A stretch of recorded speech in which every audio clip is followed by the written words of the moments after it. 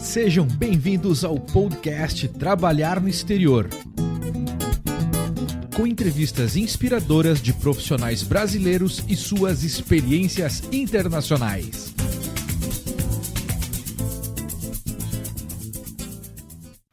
Olá, seja bem-vindo ao podcast Trabalhar no Exterior. Eu sou Eric Menal e todo episódio entrevistamos um profissional brasileiro que trabalha no exterior ou para uma empresa internacional. Apesar que esse episódio é um pouquinho diferente, vocês já vão ver o que é isso. A ideia aqui é compartilhar histórias reais para inspirar você que busca uma oportunidade profissional lá fora. O episódio de hoje, como eu falei, é diferente. A gente está com uma convidada bem especial aqui, alguém que, se nos episódios anteriores a gente falou com alguém que já está estabelecido, num lugar só no exterior, ou no Canadá, ou nos Estados Unidos, ou na Suécia, ou na Alemanha, a Luísa tem uma história um pouquinho diferente para contar para a gente. E eu não sei nem se ela gosta do termo nômade digital, mas é o termo que o pessoal usa bastante. Então a gente vai conhecer um pouquinho da história da Luísa Helena Pires, que eu conheci atrás através de amigos que trabalhou comigo na área de tecnologia. E estou acompanhando nos últimos anos aí no projeto novo dela, que ela vai contar um pouco. Luísa, seja muito bem-vinda ao nosso podcast. Olá, Eric. Olá, pessoal. Tudo bem? Obrigado pelo convite, primeiramente, aí, né? Acho que vai ser uma conversa bem bacana. Vocês vão gostar dessa história louca aí que virou a minha vida nos últimos 2 anos. Mas foi uma mudança bem bacana, assim. Pode usar o termo nômade digital, sim, gosto dele. Inclusive, estou lutando muito, né, por esse termo. E é isso, vamos lá, que acho que vai ter muita informação bacana aí. E eu acho que vai ter muita gente que vai se identificar aí com essa minha nova fase. Você está falando de onde hoje com a gente, Luísa? Eu tô falando da Califórnia, eu tô em San Diego, né, há algum tempinho já. Agora, fazendo 2 anos que eu tô na estrada, né, já adiantando um pouquinho o assunto aí. Mas eu tô em San Diego, na Califórnia. Para minha surpresa também, porque não era um plano eu estar aqui, mas enfim. Pois é, e o interessante, até uma pergunta bem transparente para ti, porque você já viajou o mundo, e literalmente a gente vai falar bastante do projeto da Ilhas e Milhas, e todos os lugares que você viajou, efeito pandemia, mas eu sempre percebi que os Estados Unidos tinha uma certa, posso usar o termo rejeição? Ou uma certa... Resistência, talvez, né? Resistência é uma boa palavra. Resistência. E eu tenho um relacionamento de amor e ódio com o meu país, lógico. Da onde que veio essa resistência? Olha, eu nunca tive vontade de conhecer os Estados Unidos. Não sei te dizer exatamente porque eu sempre tive uma visão um pouco errada e um pouco não tão errada assim, depois de estar aqui alguns meses já, sobre os americanos e tudo mais, e sempre achei assim que é um país que não tem muito a ver com o meu estilo, porque eu gosto de uma viagem mais roots, assim, natureza, mais pegada de país mais simples, mais barato, e eu acho que os Estados Unidos é muito capitalista para minha pessoa, então eu sempre tive essa resistência. O que eu acho, hoje eu vejo que é errado a gente fazer um pré-julgamento sem conhecer, né? E por isso e por outros motivos que eu acabei pensando assim, não, eu vou dar uma chance para os Estados Unidos, né? Vou lá ver o que é, vou lá ver se o americano é assim mesmo, o quão capitalista é esse país, se tem beleza natural ou se é só shopping, não sei o quê, vou lá ver o que é. Mas sim, eu sempre tive uma resistência, tanto que era um país que eu acho que o universo ele anda me empurrando um pouco para cá, porque não estava nos meus planos de viagem nunca, e já é a segunda vez que eu venho para cá. Interessante. Assim, a minha visão eu sempre digo, é o país da desigualdade. E eu falo isso com a experiência nos últimos anos eu chequei no mapa 27 estados diferentes nos Estados Unidos. Meu objetivo é completar todos os estados para entender um pouquinho mais o meu país, né?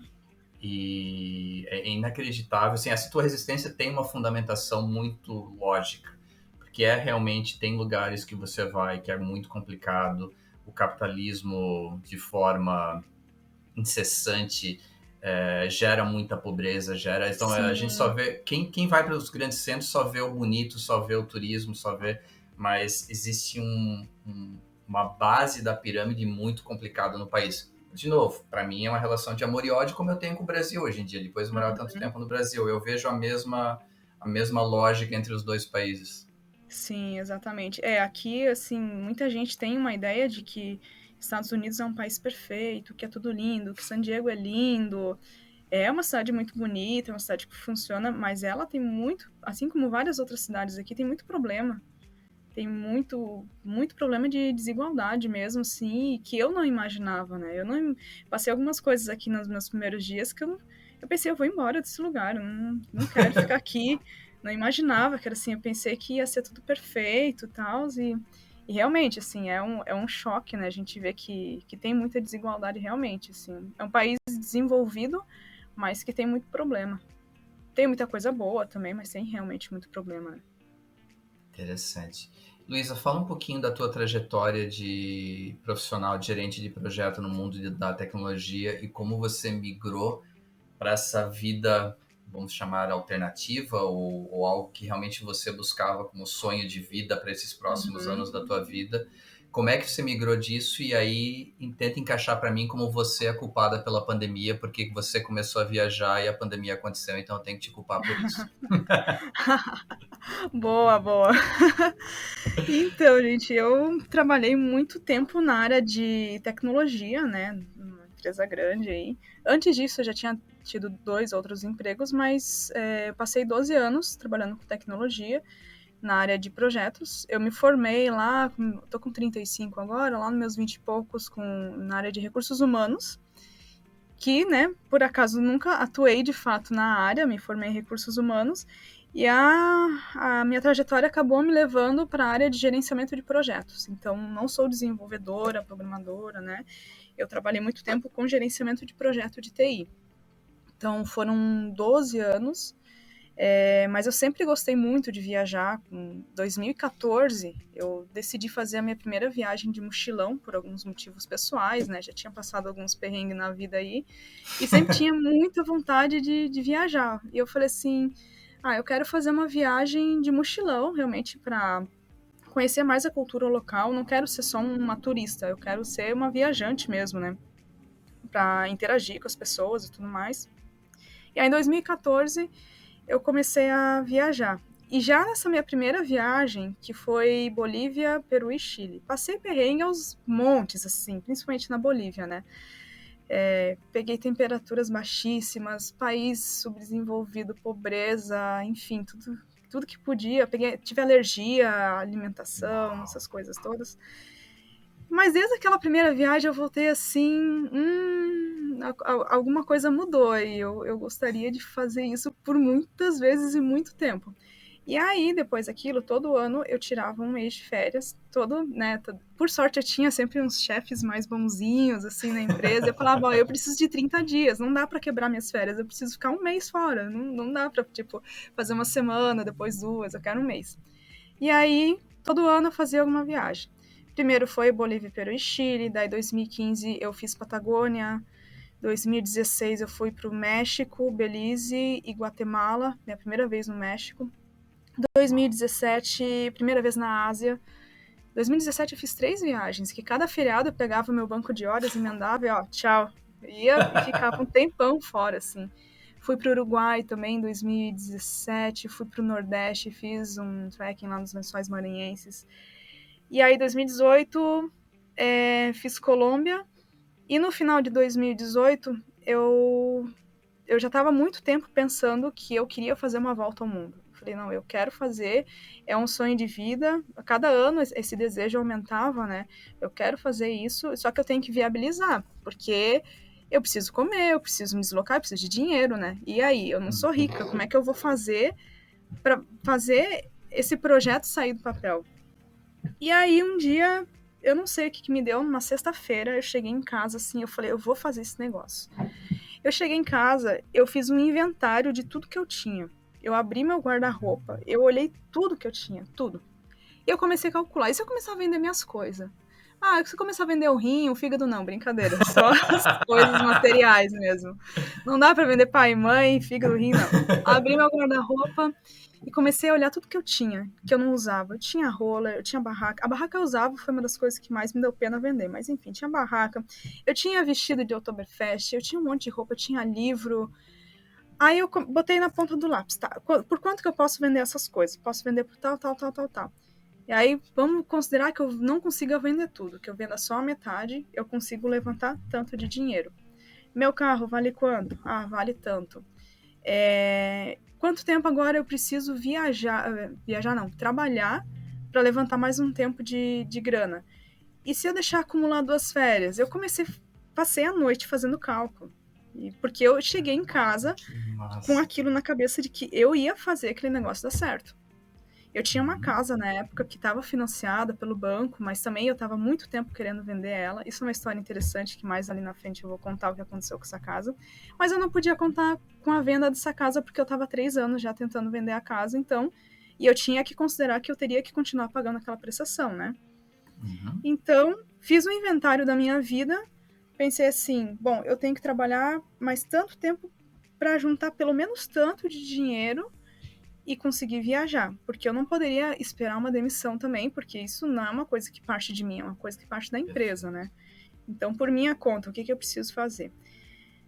Então preciso de 10 meses de trabalho para deixar acumular 2 férias, que daí eu recebo o dinheiro dessas 2 férias, mais 1/3 de férias, mais as coisas que eu tenho para vender, babá. Cheguei segunda-feira na empresa, dia 1º de outubro de 2019 tô saindo da empresa. Tô avisando vocês 10 meses antes, isso foi em dezembro de 2018. Tô avisando vocês 10 meses antes que é tempo suficiente para vocês conseguirem outra pessoa para colocar no meu lugar, para treinar. Eu tô aqui disponível, vou trabalhar normal, posso fazer hora extra, o que precisar, e graças a Deus se tivesse, porque é mais dinheiro que entra, né? Então, e foi isso. Foi 10 meses que eu vivi pensando nessa viagem. Então, eu deixei de sair, deixei de fazer muita coisa. Parei de comprar roupa porque eu pensava assim, eu vou viajar com uma mochila. Aí sempre que eu passava na frente de uma loja, eu olhava aquela roupa, bonita, mas não cabe na minha mochila. Não dá pra eu levar, não vou levar ela. Não preciso comprar. E eu comecei a mudar a minha cabeça, né? Nessa questão de compras, de gastar dinheiro. Tudo que eu pensava em comprar, não vou levar na viagem, então não vou comprar. Então foram 10 meses, assim, até psicologicamente falando, foram pesados pra mim, porque foram meses que eu não vivi muito, né? Que eu fiquei pensando só nisso. E aí tem a questão psicológica que pega muito também. Eu nunca tinha ficado tanto tempo fora de casa. E como é que vai ficar minha família, os meus pais? Como vai ficar tudo? Até meus animais de estimação, como é que eu vou deixar eles aqui? Então, é uma coisa que eu tive que preparar o meu psicológico para fazer essa mudança que eu tanto queria. E aí eu comecei a frequentar uma psicóloga também para me ajudar nesse processo todo, né? Porque eu falei assim, ou eu vou surtar antes da viagem, e eu comecei a ter insônias, assim, acordar de madrugada pensando nisso, meu Deus, o que eu vou fazer da vida, como é que minha família vai ficar aqui, e se o dinheiro acabar, e se acontecer algum imprevisto, se eu for roubada, mas nunca imaginei uma pandemia, né, imaginei tudo que imaginava, assim, e aí eu comecei algumas sessões com uma psicóloga para me ajudar a me preparar para fazer essa grande mudança, né, e realmente no dia 1º de outubro de 2019, eu fui. Já tinha vendido muita coisa que eu precisava vender, levantado uma grana não o suficiente para fazer toda a viagem, mas eu pensei assim, eu vou dar um jeito de me virar, vou fazer uns bicos, vou começar a trabalhar com alguma coisa, mas eu vou com esse dinheiro que eu tenho, se acabar o dinheiro eu volto, procuro um trabalho e pronto, a vida que segue, né? E o meu planejamento era fazer essa viagem em 2 anos. Então comecei a viagem, por onde? Estados Unidos. Não era meu desejo vir para os Estados Unidos, mas a passagem estava barata para vir para cá, eu comprei com milhas e tal, e tinha uma conexão longa nos Estados Unidos. Não foi muito tempo que eu fiquei aqui. E foi aqui. Texas, não foi? Eu tô enganado. Foi Dallas. Aí eu falei, bom, vamos lá, né? E aí cheguei nos Estados Unidos, minha cabeça eu falei, opa, o negócio é um pouco diferente do que eu imaginava, até que é legal aqui. E aí segui viagem, fiquei um tempo curto na Europa, porque o meu plano era voltar em 2020 para a Europa para ficar uma temporada mais longa, né? E daí de lá, fui para Itália, Espanha, depois eu fui para o Catar e depois eu fui para a Ásia, que é onde eu fiquei a maior parte do tempo. E aí, assim, a Ásia é um continente barato, né? Por isso que eu decidi começar por lá, porque eu pensei assim, até eu decidir o que eu vou conseguir fazer da minha vida para levantar grana, eu vou para um lugar mais barato possível para o meu dinheiro render mais tempo. Depois eu vejo o que eu vou conseguir fazer e tudo mais. Mas um pouquinho antes disso também, de eu sair do Brasil, eu já estava com umas ideias na cabeça de trabalhar com turismo, e aí eu fiz um curso para me transformar em travel designer. O que é um travel designer? É uma pessoa que faz uma viagem personalizada para outras pessoas. Então, não cheguei do nada fazendo isso. Então, se tem alguém querendo viajar, eu monto toda a viagem dessa pessoa, desde a hora que ela vai estar no aeroporto até a hora que ela voltar para o Brasil. E aí eu fiz um curso sobre isso e pensei, posso mais para frente prestar uma consultoria de viagem e começar a trabalhar como travel designer, fazer roteiro personalizado, tudo mais. Então essa é uma das coisas que eu pensei antes de sair no Brasil. Fiz até esse curso com o pessoal do Ainda Vou Lá, que é um pessoal que eu acompanhava há muito tempo já no Instagram. Eles fizeram já uma volta ao mundo com a filha, que é mais difícil ainda, né? Então, eu já acompanhava eles há muito tempo, então fiz esse curso com eles. E aí fui viajar. Cheguei na Ásia, fiquei 7 meses na Ásia, né? Então, não trabalhei nesse período que eu fiquei na Ásia, eu fiquei realmente... Era meu plano só viajar, que é um país mais barato, tem muita coisa para conhecer. A única coisa realmente que eu fiz na Ásia, que foi um voluntariado, mais ou menos, né? Não bem um voluntariado, foi uma troca.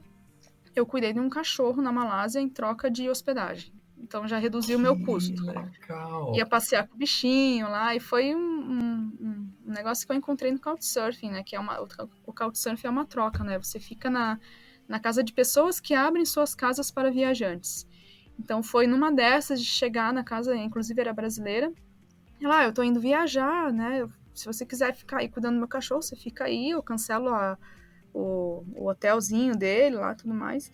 Então foi uma das poucas coisas que eu fiz enquanto eu estava na Ásia. E aí eu pensei assim, já comecei, né, a planejar esse meu trabalho de travel designer, criar todas as coisas que eu tinha que criar antes de vender esse trabalho, né, durante esse tempo que eu estava na Ásia. Então, né, planejei todo o meu... Pensei, daqui para frente eu vou começar a fazer isso, então eu tenho que planejar esse trabalho. E cuidei do bichinho lá e tudo mais. E fiquei um tempo na Tailândia, Malásia, Singapura, Indonésia, Filipinas. Deixa eu ver o que mais. E aí, quando eu cheguei na Índia, fazia 1 mês que eu tava na Índia, aí o bicho pegou. Aí veio a pandemia, e aí eu pensei assim, pronto, né? O meu plano de volta ao mundo agora... Vou fazer o que da vida, né? Porque eu larguei emprego, eu vendi tudo que eu tinha para fazer uma viagem de volta ao mundo, que iria durar 2 anos. E no 7º mês vem essa treta toda aí. E vou fazer o quê? Daí você tá lá do outro lado do mundo, começa a morrer um monte de gente, e aquele pavor todo, e você não sabe o que vai acontecer.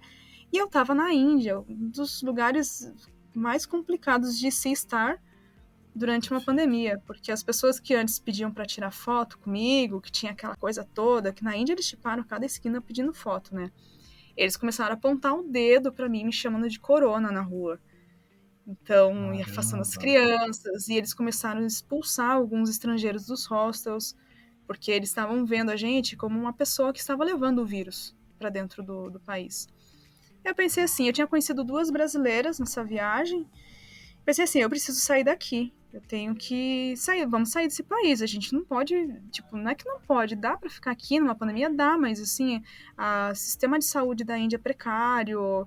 Aí tinha toda essa questão de preconceito, uma coisa que, não preconceito, né, mas assim, eles com essa visão de que a gente estava levando o vírus para lá. Então foi um negócio muito complicado. Aí o que eu pensei, país que eu gosto, que eu sei que é seguro e que vai ser mais tranquilo, Tailândia. Comprei uma passagem pro outro dia, vou para Tailândia. Se eu não conseguir voltar para o Brasil, eu fico na Tailândia. Porque eu sei que é um país seguro, eu posso andar livremente lá sem muito problema. É um país barato, se eu não conseguir voltar, eu consigo me manter durante algum tempo, né, na Tailândia. E eu voltei para Tailândia.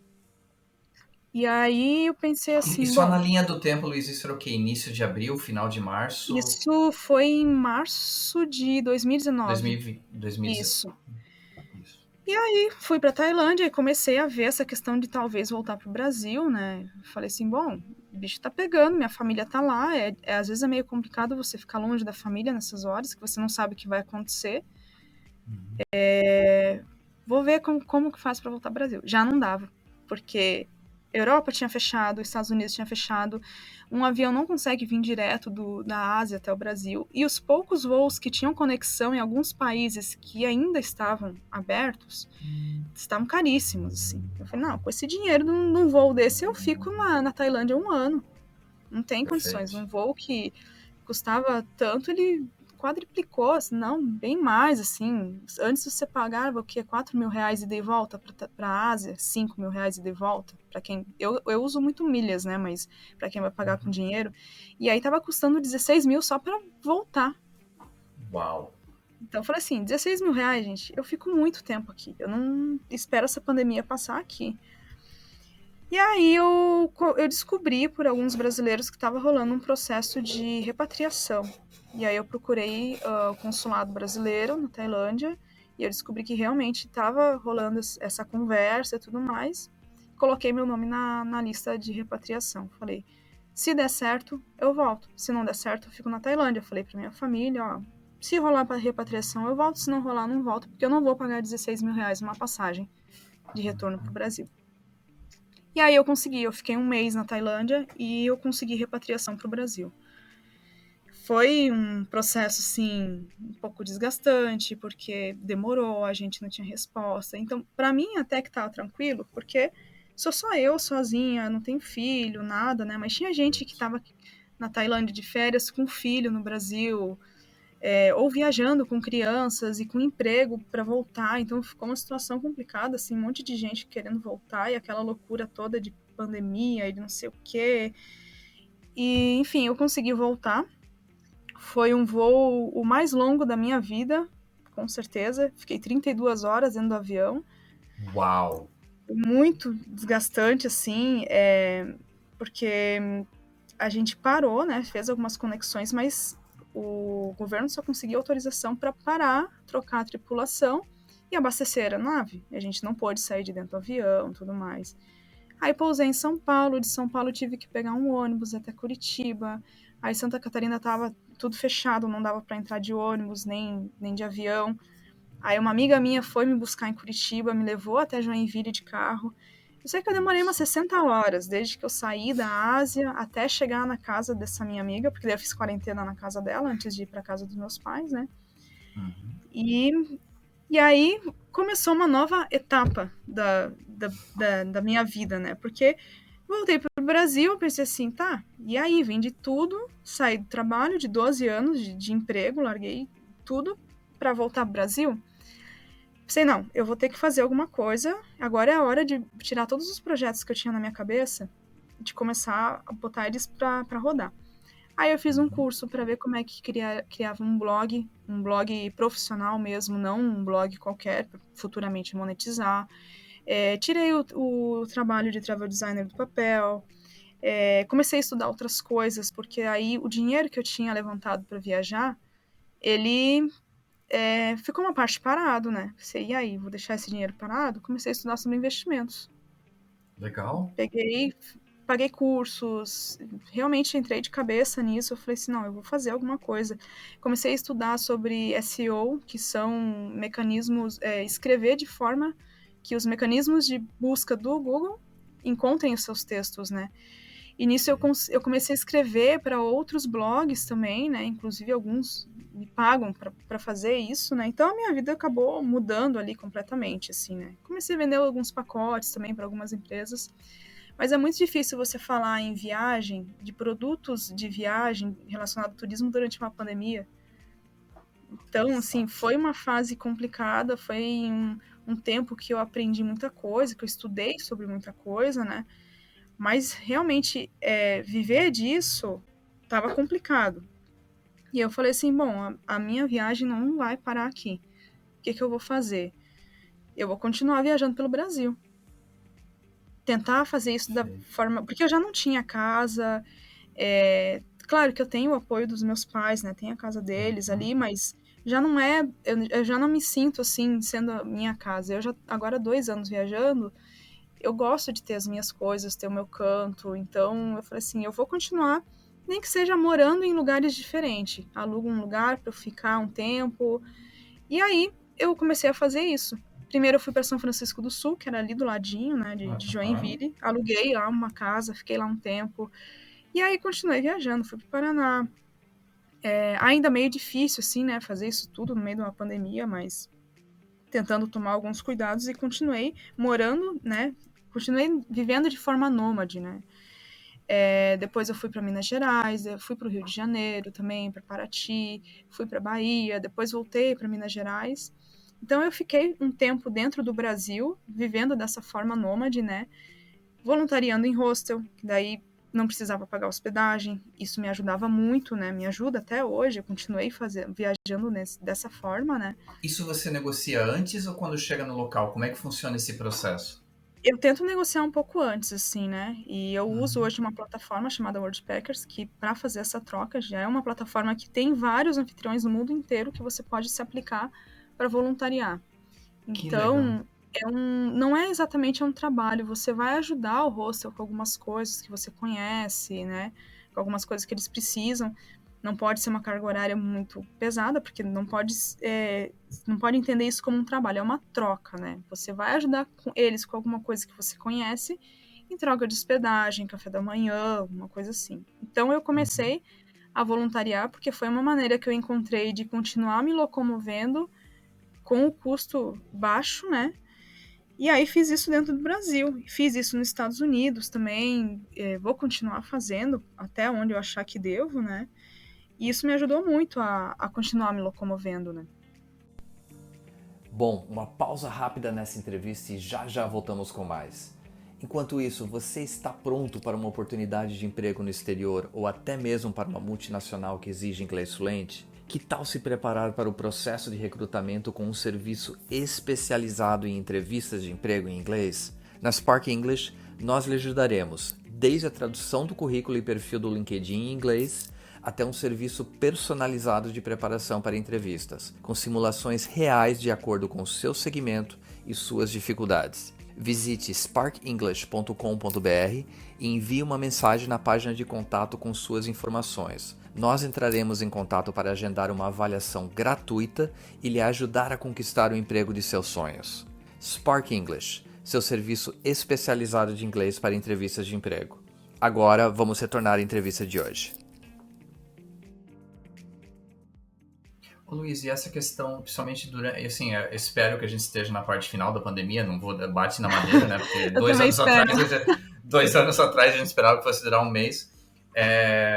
Hostel, para mim, minha única experiência em hostel lá em 2003, quando eu fui para a Austrália, Nova Zelândia, e eu era mais social na época, foi uma experiência muito divertida, né, estar com pessoas que você não conhece.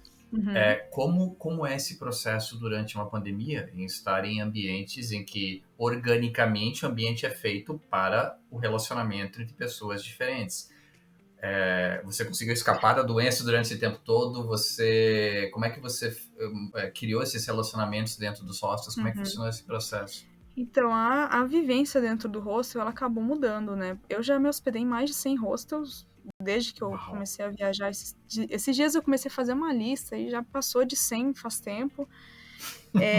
E é diferente, realmente, assim. Então, é que tem vários estilos de hostel também, né? Tem o hostel que você vai só para dormir, tem o hostel que já tem um bar ali dentro, já tem uma festinha, não sei o quê. Depende muito do que você quer, né? Então, isso eu não vi mais, assim, na maioria deles já não tinha mais essa parte de festa, os que tinha bar tá fechado, redução do número de pessoas por quarto, então já não estavam lotando um quarto, né, então um quarto para 10 pessoas, estava ali 5 pessoas, uso de máscara, e depende muito do hostel, né, mas ficou mais limitado, e não peguei Covid, fiz vários testes durante a pandemia, sempre tentei me cuidar, principalmente no transporte, né, ao pegar ônibus, arrumei muita encrenca dentro de ônibus também, viajando, e gente com a máscara no queixo. Arrumei encrenca dentro de ônibus, de falar assim, na próxima eu vou lá falar com o motorista pra tirar você daqui. Porque tem gente que não queria, assim, né? O ônibus fechado, ar-condicionado ligado, janela fechada, e o pessoal com aquela máscara no queixo, que até hoje eu não sei pra que serve uma máscara no queixo. Ótima Mas, pergunta. enfim. Pois é. Até hoje eu tô tentando entender, né? Ser um pouco sarcástica aqui, mas, né? Se é um acessório de decoração, o que é, pra segurar, não sei. E eu tentei sempre me cuidar ao máximo, assim, mesmo sabendo que viver dentro de um hostel não seria a forma mais segura de se fazer isso, né? Sabia que não era seguro, assim. Mas, enfim, passei ilesa, graças a Deus, né? Não tive nenhum problema. Mas a vivência dentro do hostel, respondendo mais a tua pergunta ali, ela mudou muito, né? Com a pandemia. Essa parte de socialização, ela acabou mudando. Agora já vem voltando de novo, né? Já tenho percebido que as coisas, depois da vacinação, começou a voltar, né? Essa parte de socialização. Mas realmente mudou muito, assim, durante a pandemia. Pelo menos nos lugares que eu estava, né? Perfeito. Ô, Luiz, e voltando um pouco pré-pandemia, quando o mundo era feliz e a gente viajava e achava tudo bom, como é que era a questão da comunicação em todos esses países que você foi? Eu nunca te perguntei como é que é o teu nível de inglês, se já era avançado, se você só se comunicou em inglês, se você aprendeu algum idioma local, como é que foi esse processo de comunicação? Então, eu falo espanhol, né? Já faz alguns anos, sou fluente em espanhol, e eu sempre tive muita dificuldade com inglês. Mas sempre estava ali fazendo curso, né? E tentando. Aí, meu inglês, assim, ele não andava, assim, porque eu sempre tive muita dificuldade mesmo com inglês. Mas eu falei, eu vou de qualquer forma. Vou passar perrengue, eu sei, porque quando a gente não... Principalmente o inglês, né? É difícil mesmo, né? Você viajar sem saber falar inglês. Mas eu fui para muitos países que também as pessoas também não falavam inglês. Então, era o básico do meu lado com o básico da pessoa que estava do outro lado ali, né? Então, é aquela comunicação assim. Não é. Eu não sei como explicar isso, porque é difícil você estar num país, principalmente quando o alfabeto é diferente, né? Quando as letras são diferentes, a escrita é diferente. E na Ásia, a maioria dos países é diferente. Tailândia, você olha a escrita deles, parece um monte de cobrinha. Escrita lá, um monte de desenho. Na Índia também. Então, vários países é muito diferente, assim. Mas a comunicação, ela acaba acontecendo. Eu acho que o ser humano, ele consegue se virar, né? Mas aí é aquela coisa, você se vira.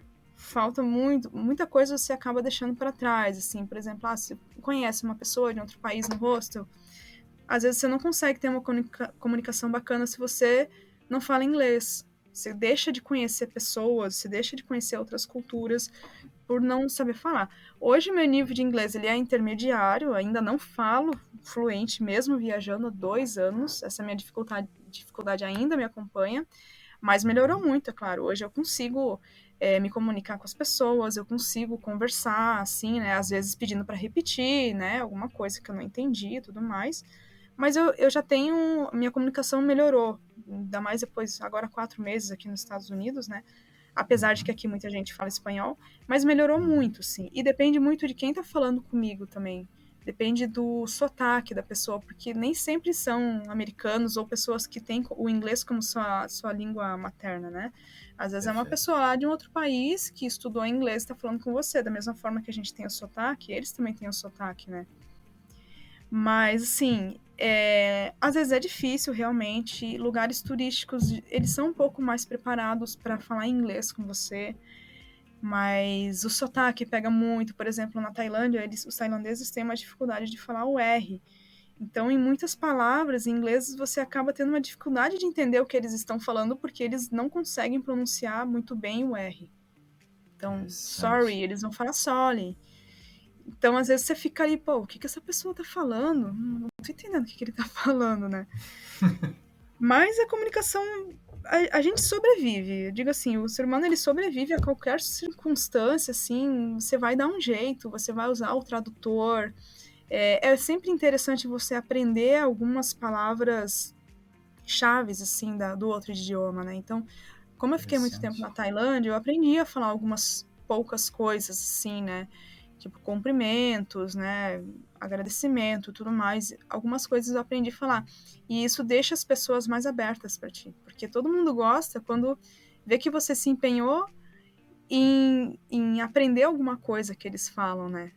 Da mesma forma que a gente, quando chega um gringo no Brasil falando alguma coisa de português, eu acho tão bonitinho, falou, olha só, ele sabe falar alguma coisa de português.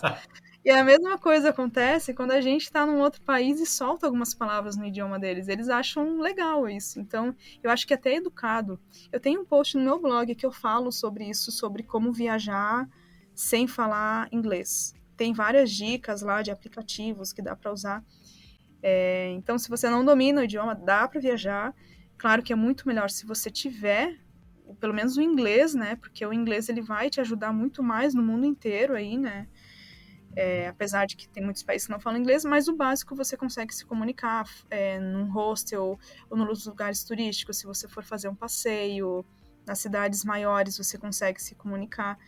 Então, dá para se virar, mas sendo inglês. E o espanhol na Ásia não me ajudou muito, né, porque é mais o inglês mesmo, mas tendo uma fluência melhor no inglês, você tira de letra, assim. Muito legal. E a gente vai colocar um link do post do episódio, um link do site, na verdade, da Luísa, que é muito legal, Idas e Milhas. Uhum. E Luísa, falando assim, em todos os países que você já Só conheceu... abrir um parênteses, na Ásia, Malásia e Filipinas foram os únicos países, assim, que eu consegui melhorar um pouco meu inglês, porque eles têm como segunda língua o inglês. Então, até uma criancinha de 3 anos, ela fala inglês com você nas Filipinas. Na Malásia também. Que legal isso. Então, legal. É só abrindo esse parênteses aí, porque tem países que você consegue se virar bem em inglês e consegue melhorar o seu inglês na Ásia, que geralmente são esses países, esses dois que eu citei aí, dos que eu conheci, né? Perfeito. E assim, Luísa, como mulher, de todos os países que você visitou, se você fosse falar com outra mulher que tem o mesmo sonho de viajar o mundo, algum país que você evitaria pela questão de culturas diferentes e uma forma diferente de lidar com a mulher, ou não? Você não teve problema em nenhum lugar que você viajou com isso? Olha, o país, assim, que eu fui viajar sozinha para lá e com medo foi a Índia. Por tudo que a gente já escuta sobre a Índia. Porém, chegando lá, eu garanto, assim, que eu sofri muito menos assédio na Índia do que no Brasil. Interessante. Infelizmente, assim, o Brasil, ele é um país machista, extremamente machista ainda. Claro que a Índia tem seus problemas também, mas o que eu percebi da Índia é muito mais, assim, problema... O negócio pega mais lá para elas mesmo, para as indianas, para a mulher local. Porque ela tem que atender a várias... tem que se adequar a várias regras, enfim... Eu participei de alguns eventos lá na Índia, como o Holi, né, que é a festa das cores, que acontece uma vez por ano, e eu não vi mulher, não vi indiana lá, e aí a gente, mas cadê as mulheres, né? Elas estavam em casa, e os indianos falaram, não, elas estão onde elas deveriam estar, ou seja, em casa. Mas assim, às vezes eu escuto alguns comentários também, que eu falo assim, às vezes eu acabo retrucando, porque eu não tenho mais muita paciência, né? Então, esses dias um cara me perguntou por que eu tava viajando tanto. Você tá viajando pra procurar um marido? Eu falei, não. Meu Deus. Eu tô viajando porque eu gosto, não é porque eu tô procurando um marido. Então, a gente escuta algumas coisas. Na Malásia, eu tive que cuidar um pouco também. Teve um dia que eu lembro, eu gosto muito de usar batom, sempre usei batom muito forte, né? Eu lembro que um dia eu saí em Kuala Lumpur com um batom vermelho, e aí ficou todo mundo me olhando, assim, com aquela cara. Eu falei, nossa, nunca mais eu botei um batom vermelho para sair em Kuala Lumpur. E tive algumas situações lá também, que um dia eu tava no ônibus, desci do ponto, daí desceu um cara atrás de mim, já querendo meu telefone, bababá. Mas, assim, eu acho que eu não aconselho, não diria para evitar nem a Índia, porque a Índia foi uma experiência maravilhosa, assim, apesar de eu ter chegado lá com medo, eu acabei conhecendo outras brasileiras lá, outras 2 brasileiras, que fizeram parte da viagem comigo, né, e eu não tive problemas. Uma delas, um dia que estava sozinha, teve uma situação um pouco mais complicada, assim, mas eu não tive problemas. Claro que eu evitei sair à noite, né? Tem uns cuidados que você tem que ter quando você está sozinha, né? Da mesma forma que você se cuida no Brasil, você se cuida fora. Então, não saía à noite sozinha, evitava algumas coisas, assim, né? Tem muitos países que você tem que ler muito antes de ir para alguns países, né? Então, alguns países têm a questão da vestimenta. Na Índia, se você mostra muito essa parte dos ombros aqui, dessa parte de cima do peito aqui, eles ficam fissurados, assim. Então, eu andava muito com um lenço. Mesmo no calor da Índia, eu tava com uma blusinha de alcinha, mas eu tava com um lenço em cima dos ombros, assim. Não usava shorts, eu tava sempre de calça. Então, infelizmente, tem algumas coisas que a gente tem que se adequar para evitar. Não é que você não possa. Você pode usar outras roupas? Pode, mas talvez você vá passar por algumas situações que você não goste, que seja desnecessário você passar. Então, tem algumas coisas que a gente tem que cuidar, mas dos países que eu conheci, eu não tive grandes problemas em nenhum deles, mesmo na Índia, assim. Voltaria lá, quero um dia voltar para a Índia, inclusive sozinha. Então, acho que é isso. Você tem que ter alguns cuidados, tem que ler muito antes de chegar no país, né? Pergunta para outras mulheres como é que foi. Porém, eu sei de alguns países que desaconselham a gente viajar sozinha, por exemplo, Marrocos. Sei que tem mulher que já foi sozinha para lá, mas já ouvi muitos relatos de que não vá sozinha. Mas falando dos países que eu conheci, não tive grandes problemas e voltaria sozinha para todos esses países. Entendi, bem interessante. E pegando o gancho que você falou de ler antes de se preparar, é sempre uma briga aqui em casa das nossas viagens, o duelo entre planejamento e espontaneidade.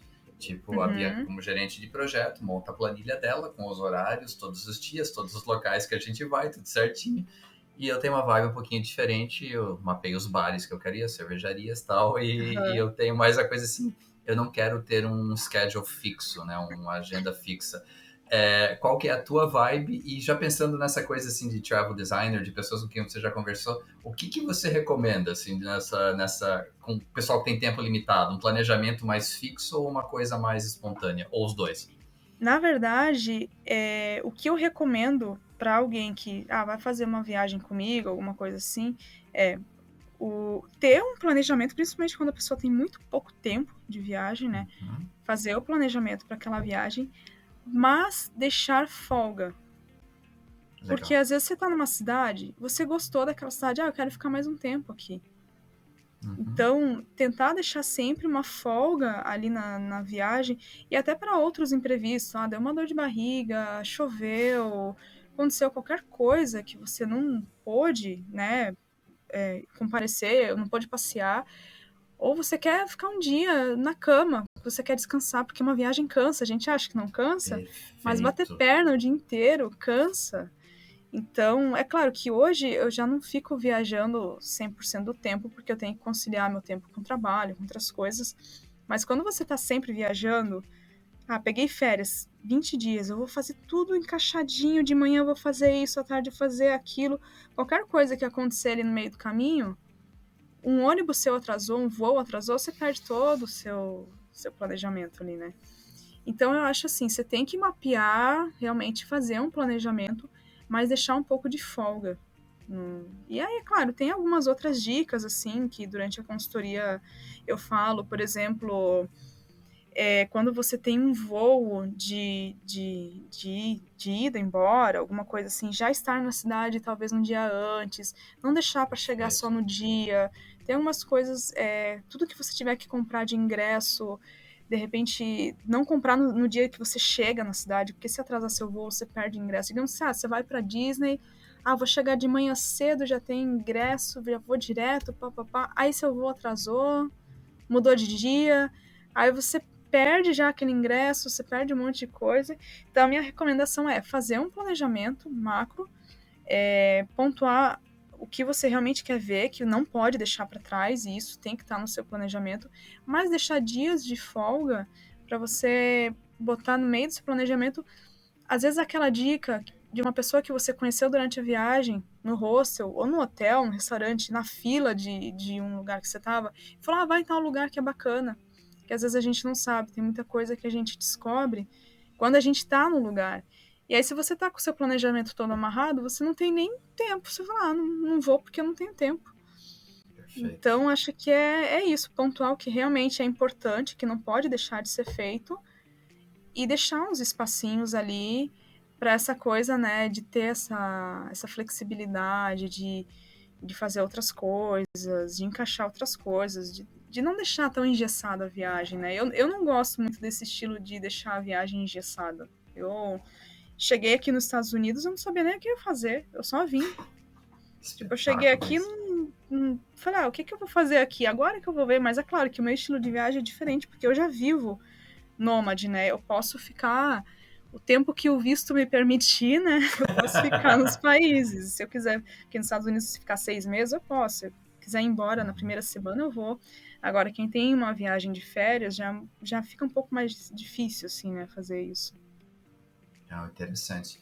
E assim, entendendo que a Califórnia é o seu próprio, um país separado dentro dos Estados Unidos, mas até pelo volume de população, pela riqueza do estado e tudo isso. Mas como é que está esse final de pandemia? Como é que está o cuidado do pessoal? Como é que estão esses últimos, sei lá, o pessoal que não está querendo se vacinar, se você vê muito isso aí, como é que estão essas últimas 6, 7, 8 semanas aí na Califórnia? Tá, assim, você andando nas ruas, tá vida normal, não precisa mais usar máscara. O único lugar que precisa usar máscara, pelo menos aqui em San Diego, é no transporte público, daí você tem que usar. Mas muda um pouco também do lugar da Califórnia. Por exemplo, em São Francisco já tem ainda que usar máscara em todos os lugares. San Diego não precisa. Festa tá funcionando normal, tá tudo funcionando normal. E tem muita gente que não quer se vacinar, realmente. E eu acho que esse pessoal que não quer se vacinar não vai se vacinar. De que quem tinha que ser vacinado e quem queria ser vacinado já foi. Não vai aumentar o percentual de pessoas vacinadas agora porque eles botaram na cabeça que eles não vão se vacinar. Então, eu acho que isso não vai mudar, sabe? Então, eu não vejo como mais também o governo segurar as coisas fechadas, sendo que agora, o que pode ser feito? Nada. Perfeito. Porque quem a solução se vacinou... tá aí, né? Quem se vacinou, já se vacinou. E quem não se vacinou, não vai se vacinar. Não quer se vacinar e já bateu o pé que não vai. Então, o que o governo vai fazer? Não tem muito o que fazer. E vai continuar deixar o país fechado até quando? Até as pessoas resolverem que querem se vacinar? Então, tem muita gente aqui que não quer se vacinar realmente. E não, eu acho que isso não vai mudar. Mas aqui a vida está funcionando normal. Os Estados Unidos agora em novembro vai abrir, né, aí sem quarentena, sem necessidade de fazer quarentena em outro lugar, mas vai abrir para quem está vacinado, né? Então, quem não tomou a vacina no Brasil, dependendo do motivo aí, não vai entrar nos Estados Unidos, não vai entrar. E nem em vários outros países que estão abrindo, né? A Europa está abrindo. O mundo já começou aos poucos a abrir, né? Outros países da América do Sul, né, estão abrindo e estão exigindo a vacinação. Então não tem muito para onde correr, assim. Quem quer viajar, quem quer voltar a ter uma vida normal, tem que se vacinar, independente de você se acredita ou não na vacina. Não existe uma outra opção no momento para o mundo voltar a ser mundo como a gente... nem sei se um dia vai voltar a ser como era antes, mas para tentar voltar à normalidade, eu não vejo uma outra opção, né? Concordo 100%. E quais são os planos da Luísa para os próximos 6 meses? Então, sim, se nada acontecer, né? Se não vier aí uma nova onda, eu já deixei muitos planos de lado, né? Então, o meu estilo de viagem acabou mudando um pouco, porque a minha intenção quando eu comecei era fazer uma volta ao mundo em 2 anos. Agora, como eu achei vários outros tipos de trabalho para fazer, estou fazendo os voluntariados, acabo ficando mais tempo nos lugares, né? E muita gente me pergunta como é que eu faço para viajar tanto. Bom, primeira coisa é reduzir seus custos, né? Então, o voluntariado ele me ajuda a reduzir muito o meu custo de viagem. Eu gasto muito menos dinheiro hoje viajando do que quando eu tinha uma casa. quando eu morava com meus pais, daí você tem um monte de coisa para pagar, você tem carro, IPVA, seguro, isso, e roupa, papapá, IPTU, conta de luz, conta de água, você tem um monte de coisa. E quando você viaja, reduz muito, né? Então, os meus planos para 6 meses, eu vou ficar aqui nos Estados Unidos até final de outubro. Em novembro, eu tô indo pro México, que eu tenho um compromisso lá no México que eu não posso faltar, né? Que em breve eu vou divulgar no meu Instagram o que é. E aí depois, eu não sei, eu tô pensando em visitar alguns países da América do Sul, talvez eu vá para o Equador, que eu não conheço ainda, talvez eu volte para Colômbia, mas vai depender muito se vai estar aberto, se não vai, se vai continuar aberto, né, porque os países já estão abrindo, se não acontecer nada de diferente. Tenho alguns projetos profissionais também na área de viagem para lançar, que já estão escritos, já estão os projetos novos aí que eu tô para lançar nos próximos meses. Então, talvez eu dê uma parada aí em algum lugar do mundo, ou da América, provavelmente, para eu modelar esses trabalhos e lançar realmente, né? Tem algumas coisas que eu tô há um tempinho já trabalhando para lançar, então, os próximos 6 meses eu fico pelas Américas, né? E aí, ano que vem eu vou pro Brasil, que eu tenho algumas coisas para resolver no Brasil, então eu devo ficar 1 ou 2 meses no Brasil ali. E aí, depois pretendo retomar planos de, não sei como é que vai estar lá pro ano que vem, mas quero ir para a Europa, quero ir para a África também. Talvez a África tenha que esperar um pouco mais de tempo por questão da pandemia, né? Mas eu acho que a Europa no ano que vem já é factível. Sensacional. E assim, gente, eu sou suspeito, já acompanho principalmente o Instagram da Luísa já há muito tempo, então a gente vai colocar todos os links no post do episódio. Mas assim, para quem curte viajar, para quem curte um estilo, admirar um estilo de vida diferente, de repente você tá preso no escritório todo dia, eu vou usar o termo entre aspas, não pode fazer isso nesse momento, por um ou outro motivo, né? Todo o material, todo o conteúdo que a Luísa posta é muito, muito, muito legal. Então, e cara, tudo só é possível, posso né, gente? Essa coisa que você falou de que eu não posso fazer, né? Eu também sempre achei que eu não poderia fazer isso, que eu não iria ter dinheiro, eu não iria ter condições de fazer. E aí, até postei esses dias que a viagem que eu achei que iria terminar em 2 anos, estaria terminando agora, em outubro, eu vejo que ela recém começou. Interessante.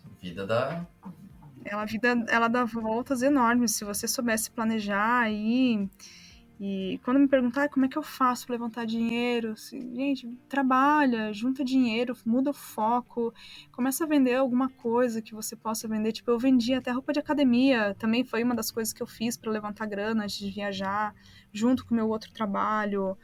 Então, dá seus pulos aí, tem que ter foco, né?